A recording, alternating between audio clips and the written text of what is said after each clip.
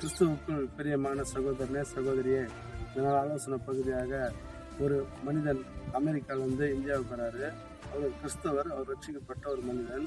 அவர் இந்தியாவில் இருக்கிற கிறிஸ்தவங்களுடைய மனநிலை எப்படி இருக்குது, யாருக்கு முக்கியத்துவம் கொடுக்குறாங்க, இயேசப்பாவுக்கு முக்கியத்துவம் கொடுக்குறாங்களா, உலக காரியங்களுக்கு முக்கியத்துவம் கொடுக்குறாங்களான்னு சொல்லி பார்க்கலான்னு சொல்லி அவர் போகிறாரு.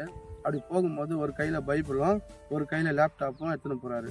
அப்போது ஒருத்தரை பார்த்து அந்த ரெண்டுத்தையும் காட்டுறாரு. அவன் என்ன பண்ணுறான், பைபிளையும் பார்க்குறான், லேப்டாப்பையும் பார்க்குறான். உடனே என்ன பண்ணுறான், லேப்டாப் எடுத்து வாங்கிட்டு அவன் போகிறான்.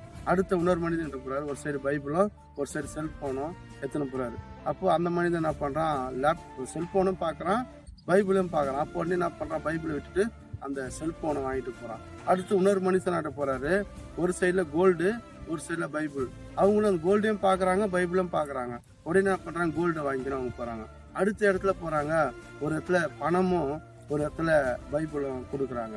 அந்த பொண்ணு யாருன்னா, ஒரு கிழிஞ்சு போன ட்ரெஸ் போட்டுன்னு ஒரு ஏழையான ஒரு பொண்ணு. அந்த பொண்ணுகிட்ட அதை ரெண்டுத்தையுமே காட்டுறப்போ அந்த பொண்ணு பைபிளையும் பார்க்குது, பணமும் பார்க்குது. ஆல்ரெடி வறுமையாக இருக்கிற ஒரு பொண்ணு. அந்த பொண்ணு என்ன பண்ணுது, அந்த பணத்தை விட்டுட்டு வேதாகமத்தை பைபிள் மாத்திரம் வாங்கிக்கின்னு அது போகுது. போன உடனே கொஞ்சம் தொழில் போயிட்டு அந்த பொண்ணு உட்காந்து அதை படிச்சுட்டு இருந்ததான். அப்போ இவர் என்ன பண்ணாரோ, உடனே அது எல்லாம் அந்த பொண்ணுகிட்ட எடுத்துன்னு போயிட்டு என்ன பண்ணுறாரு, இந்த பைபிள் வாங்கிட்ட பொண்ணுக்கிட்ட செல்ஃபோனே எடுத்துன்னு போகிறாரு, லேப்டாப்பே ஒன்று எடுத்துன்னு போகிறாரு, கோல்டு எடுத்துன்னு போகிறாரு, பணத்தையும் எடுத்துன்னு போய் கொடுத்துட்டு அந்த பொண்ணை ஆசீர்வதிச்சுட்டு வந்தாராம். முதலாவது தேவனுடைய ராஜ்யத்தையும் அது நீதியும் தேடுங்கள், இவங்களெல்லாம் அவங்க கூட கொடுக்கப்படுன்ற வசனத்தின்படி அந்த பொண்ணு முதலாவது தேவனுடைய வார்த்தையை தேடிச்சு. ஜீவனுள்ள வார்த்தையை தேடினதுனால, அது ராஜ்யத்தை தேடினதுனால இவைகள் உலக ஆசீர்வாதம் ஆகிய ஃபோனு, நகை, பணம், கோல்டு இதெல்லாம் கூட கொடுக்கப்பட்டு அந்த பொண்ணுக்கு ஆசீர்வதிச்சுட்டு வந்தாராம். இதை கேட்டுக்கொண்டு இருக்கிற சகோதரனே சகோதரியே, இன்றைக்கு நீங்கள் நானும் கூட எப்பேற்பட்ட கிறிஸ்தவனாக வாழ்ந்து கொண்டு இருக்கிறோம். முதலாவது தேவனுடைய ராஜ்யத்தை நீதியை தேடுறோமா?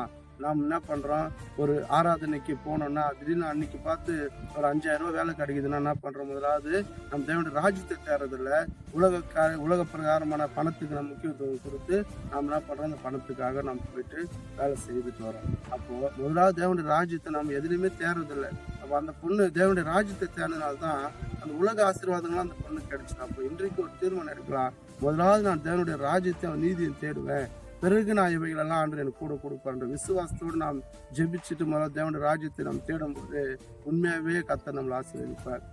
இன்றைக்கு ஒரு நீங்கள் தீர்மானம் எடுங்க, இதனால் வெளியே நான் தேவனுடைய ராஜ்யத்தை நான் தேடாத இருந்திருக்கிறேன், என் வேலை முடிஞ்சுட்டு அதுக்கப்புறம் தான் நான் வேலை டைம் இருந்தால் நான் ஆண்டோடைய ஆலயத்துக்கோ ஆண்டோட தேடுறது உண்டு.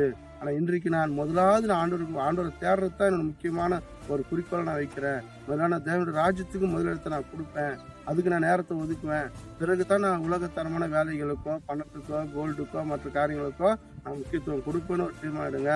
கர்த்தர் உங்களை எண்ணி ஆசீர்வதிப்பாராக. ஆமீன். அல்லேலூயா.